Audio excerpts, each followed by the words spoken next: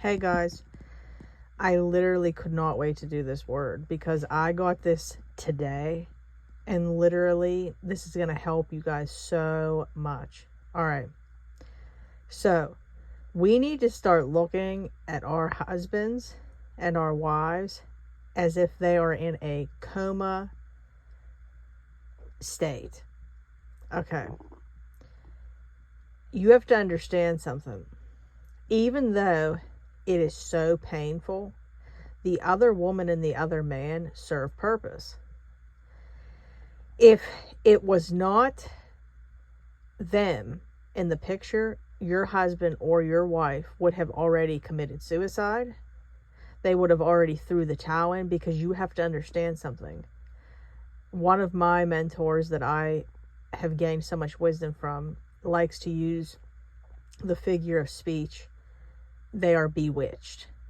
So what that means is tons of witchcraft is being done on them. And it's because it's personal. This journey is personal. People don't like to put too much of that in it. They want to just look at it as, I'm just walking with God. I'm just walking with God. And that's great. And you are. But we also have to understand that the enemy is going to be working overtime to have this promise not come to pass. So we have to literally keep our eyes open. And we have to know that when God tells us something, be completely, on board to know that when God tells you something, the opposite is going to take place.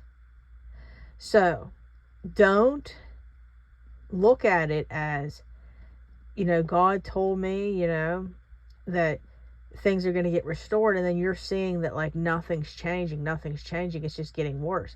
It's the opposite's supposed to take place. That's just the way that it is. And I like to compare it to, Moses when he was in Egypt. When he was in Egypt, it was so opposite of what God said was to take place. It was so bad, but it was all in developing Moses. And then when he went to the promised land, that's what I keep trying to tell you guys. When you get to the promised land, things are just going to get harder. They're going to get harder, and things are going to obviously look up for you like they did them. But as you've seen, Moses' job was harder. He was able to handle it, but he too still was getting tired. And that's why we have to understand we could miss our promise. So just like in reference to Moses, the Lord told him to speak to the rock, not to hit the rock with the staff. Well, Moses, did, and it caused he let his emotions get the best of him, and then it caused the whole promise to get not fulfilled. And I guess what I'm trying to explain to you guys is, you have to understand that God makes us a promise, but we can make or break it. And I don't want to discredit Moses at all, because Moses was glorified during his death for all that he did in Egypt. But just like Moses, who was chosen, and we are chosen, our promise cannot come to pass over our disobedience. Take the eyes off your spouse and take your eyes off the other woman and the other man. I get so many people that are so worried about the other woman and the other man. And this is what you have to understand.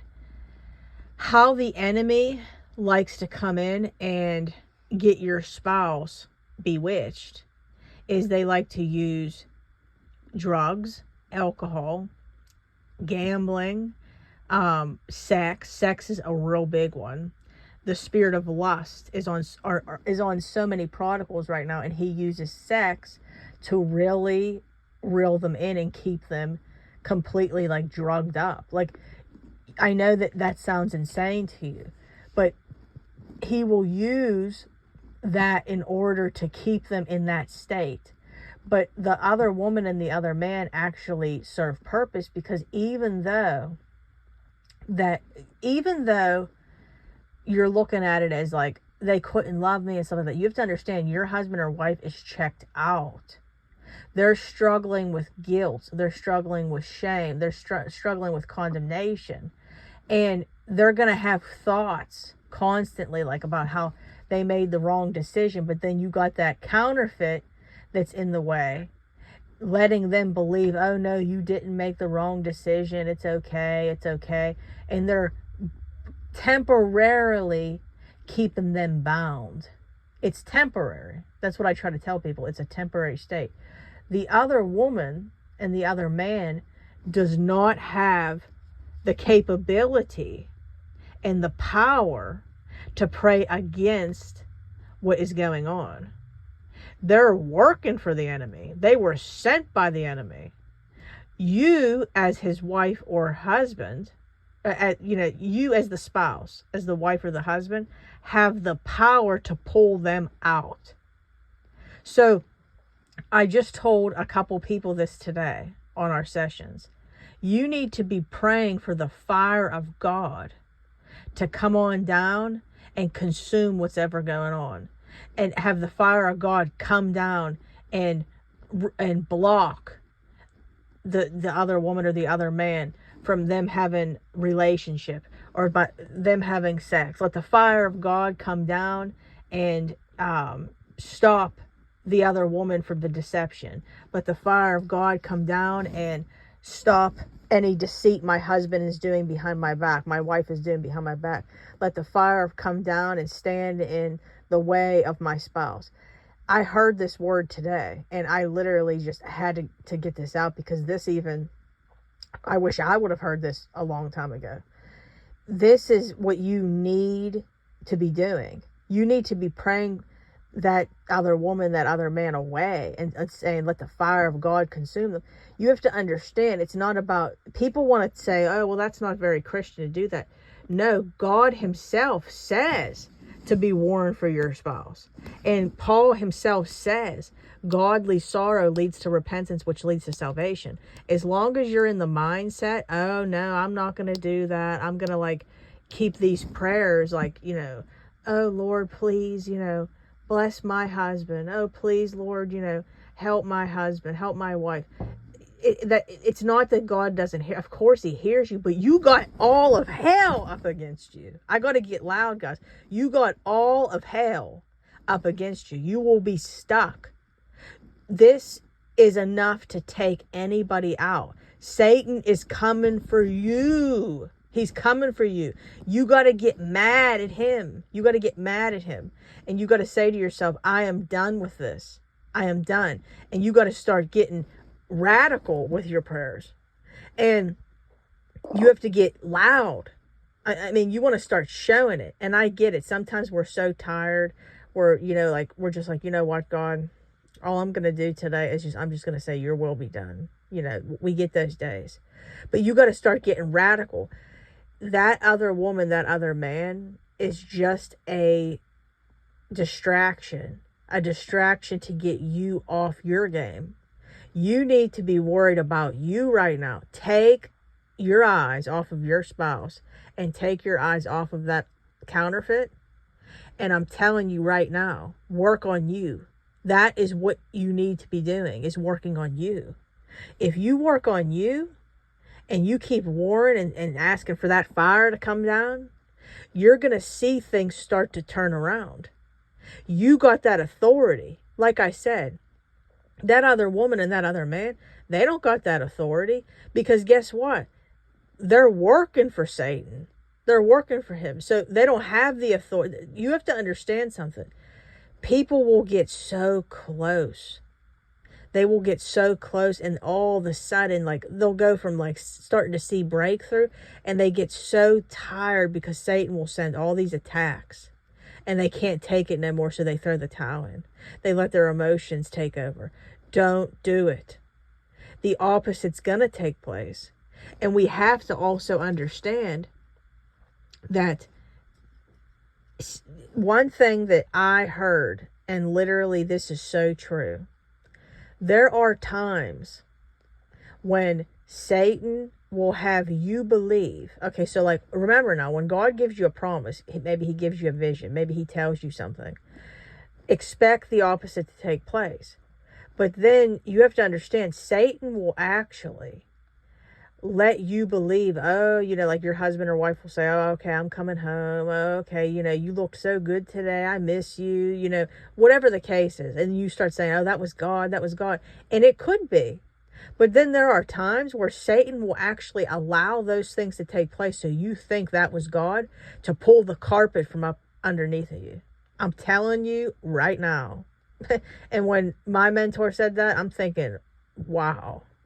I mean, just wow. Because that is true. Anyways, remember right now that your husband or your wife is checked out. The reason why you can't recognize them is because this is not your spouse. It's not. And you need to start treating it as they're checked out, and stop worrying about them. Stop analyzing every little thing they say or do. Even though it's easier said than done. Trust me, I get it. Literally look at them as the enemy right now. Treat them with love, but look at them as the enemy. Set those boundaries. I'm telling you, if you haven't already booked your lesson, I've done so many and it's helped so many. Once you know those ABCs, wow, you got the freedom. So if you haven't already booked the ABCs with the boundaries, accountability, and communication, go ahead, email me, deadmarriagesredeemed@gmail.com to book your session. Anyway, long story short, set those boundaries. Set those boundaries. You don't need to be talking to your spouse unless it has to do with the children, unless it has to do with finances, unless it has to do with something in regards to your affairs. You do not need to be talking to them. Not right now. No, because the enemy's going to be using them to get you off your game. Remember, keep your head on the prize. And when you do your work and your work is complete and you're dodging those bullets, that's when you're going to see restoration. Anyways, guys, remember, your husband is bewitched. Your wife is bewitched. The other woman and the other man are just basically numbing their pain for now. That's what's happening. They would have already pulled the trigger because of all hell that's up against them. See, you have to understand, your husband or wife gave their life over to the devil when they chose to walk down this prodigal lifestyle. So right now, they're checked out and they're suffering so bad when they're not being numbed out. So they'll be numbed out through sex. They'll be numbed out through, like I said, lust and addiction, through drugs, alcohol. They're bewitched. I don't care what the situation is. Talk to anybody that's went through this. Your husband or your wife is bewitched in some way. In some way they are bewitched. And there tons of witchcraft is being done, and they are being deceived, and they are being numbed in some way. I know nobody likes to hear that, but they are. It took me a long time to figure out what was going on in my situation. And the one thing that I loved hearing from my mentor is that she said, what the problem is what they don't understand, these other women and these other men, is that they have to keep doing it. So say your husband is being numbed out through sex, okay? The problem with it is the counterfeit has to keep doing it because it starts to wear off. So every time they're being numbed out through the drugs, the alcohol, the sex, whatever's going on, and then sometimes it's all of them. I mean, like, you have to understand see, we could say all day long, oh no, my husband would never have an affair. My husband would never do this. This isn't your husband. This isn't your wife. And we all think that. And what it is we have to understand the enemy's working overtime to do this. So what do you think's going to happen? If all this witchcraft took place, what do you think's going to happen? So the problem, though, is what the counterfeits don't understand is they have to keep doing this. This is one of those things to where they go and maybe like lust them up. They have sex with them and then they go back to their old ways and they don't want to be around them. They have to keep reeling them back in. They have to keep reeling them back in because your husband or your wife doesn't really want that other woman or that other man. It's a temporary drug And I remember, like, people would tell me, like, how God revealed to them that their husband or their wife was addicted. Yes, they are. It's like a drug, because the enemy loves to use sex and lust in this time. And that's why you see the pornography and all that. Look at it as your husband or your wife is checked out. They're drugged up through all the evil that you can imagine. And look at it as that. Don't look at it as, oh, you know, my husband's hurt me, my husband this and my husband that. Your husband has to keep getting drugged up through this evil in order to stay in this state and not pull the trigger and have, you have to understand, when those scales come off, it don't matter how many times that counterfeit's trying to reel them back in with sex and stuff like that, or drugs, alcohol, whatever.